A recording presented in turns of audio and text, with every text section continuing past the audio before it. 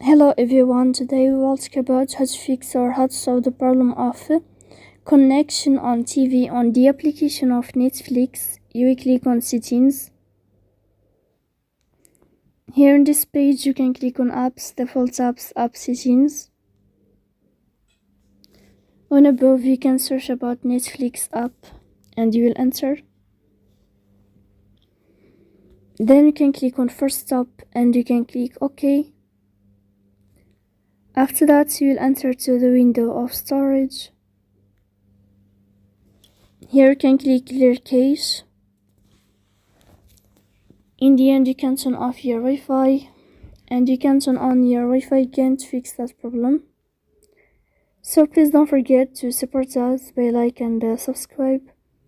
See you next time in another video, and thank you for your attention and your watching.